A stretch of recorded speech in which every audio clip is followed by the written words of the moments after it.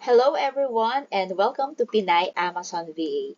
Ang topic natin for today is how to reconcile FBA stranded inventories. Ano-ano nga ba yung reason kung bakit nagkakaroon tayo ng isang stranded inventory? Here are some of the reasons. Number one, qualifications required. Posible na yung brand na nilist mo ay nire-require ka na patunayan na yung binebenta mo ba ay galing sa isang authorized supplier at yung product na yon ay legit. Kasi syempre si Amazon, hindi ka pwedeng magbenta ng mga fake na items doon. Second reason would be restricted ASIN. Possible na yung ASIN or listing na nilagay mo sa inventory mo ay isang private label or generic ASIN. Number 3 is deleted listing. For some reasons, yung ASIN mo ay na-delete mo, no? So, posibleng na-click mo yung tick box and then napindot mo yung delete. So, kailangan mo siyang i-address. Fourth would be inventory error. Pwedeng sobrang konti or sobrang dami ng inventory stocks mo sa isa sa mga fulfillment centers. Kaya siya nagkakaroon ng inventory error. And last would be the missing SKU. Yung SKU or yung stock keeping units.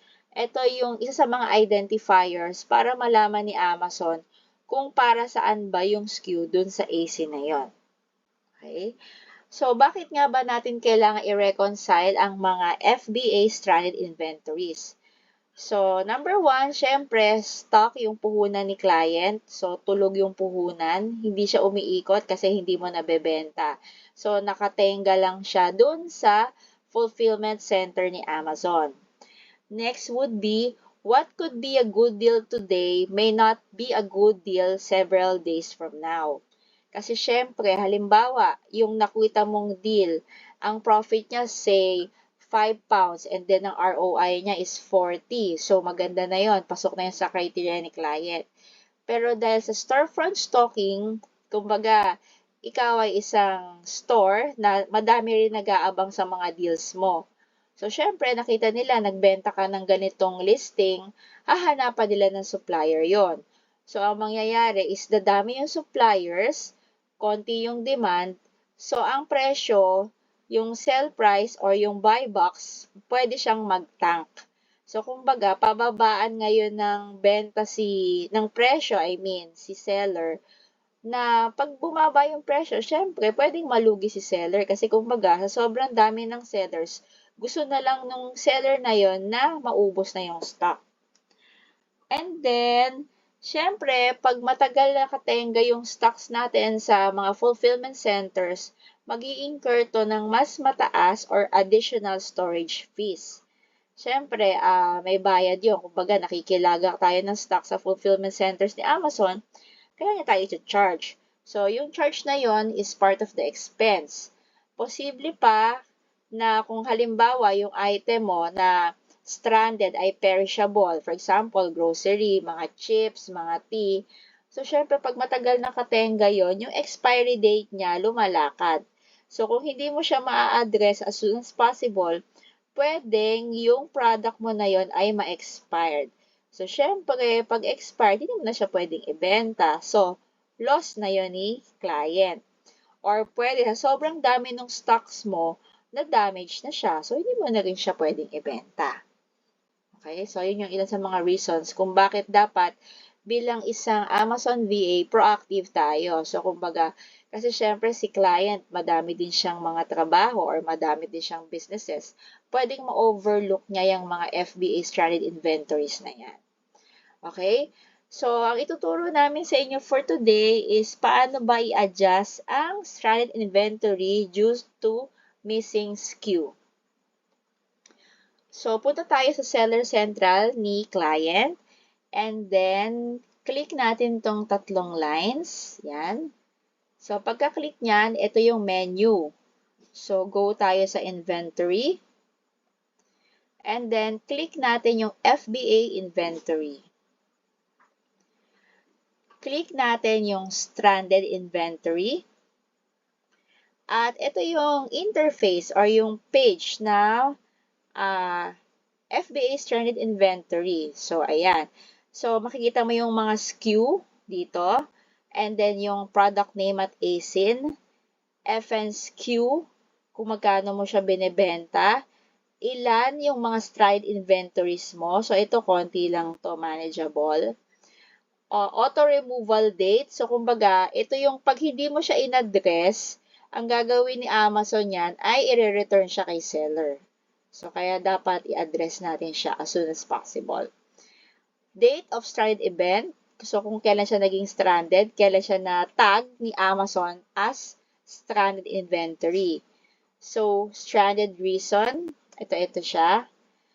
Fulfillment, ayan. So, kung mapapansin nyo, naging merchant ito. Kasi habang ginagawa ko tong report na to, naisip ko, ba't nga ba hindi ko to ituro or i-share doon sa channel namin? So, kaya naging merchant siya. So, ayan. May makikita nyo dapat Amazon yan bago nyo i-adjust. Okay, so, ayan. So, kung ito, i-click natin. So, ito siya.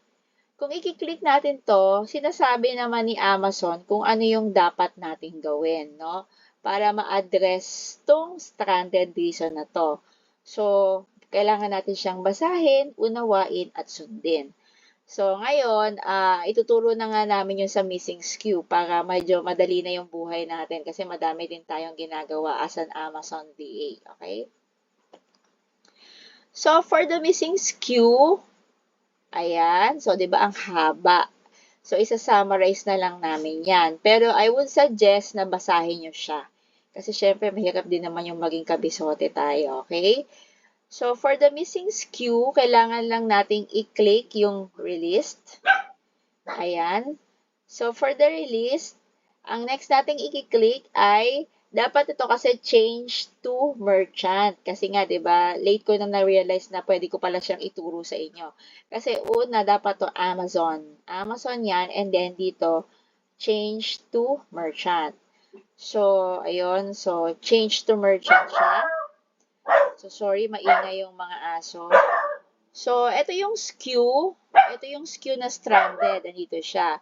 Ang gagawin lang natin ay i-update natin yung selling price. Kung magkano siya binibenta ng store nyo.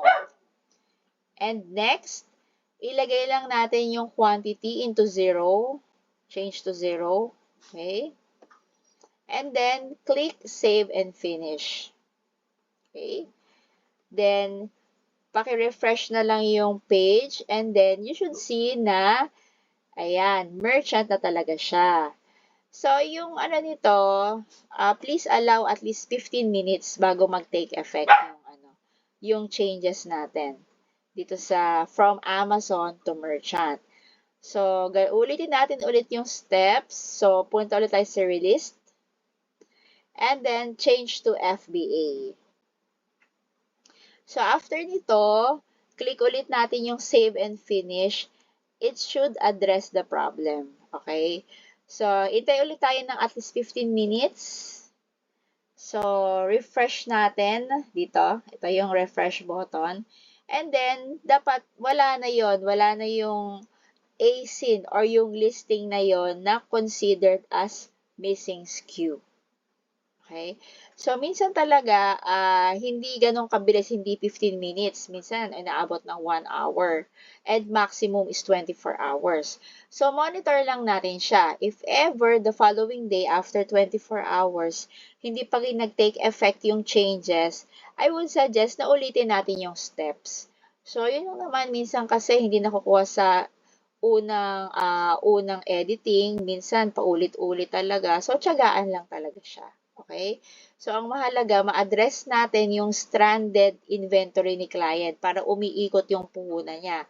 Kasi, syempre, di ba, yun yung bread and butter niya and bread and butter din natin. So, pag nalugi siya, posible kasi siyang magsara. At kung magsara siya, posibleng mawalan ng trabaho yung VA. So, kumbaga, give and take, act as an owner, kumbaga, malasakit, okay, dun sa business ni client. Okay, so there you have it. Sana may natutunan kayo sa topic natin for today. Thank you and please like and share our tutorial for today. And see you again on our next topic. Bye!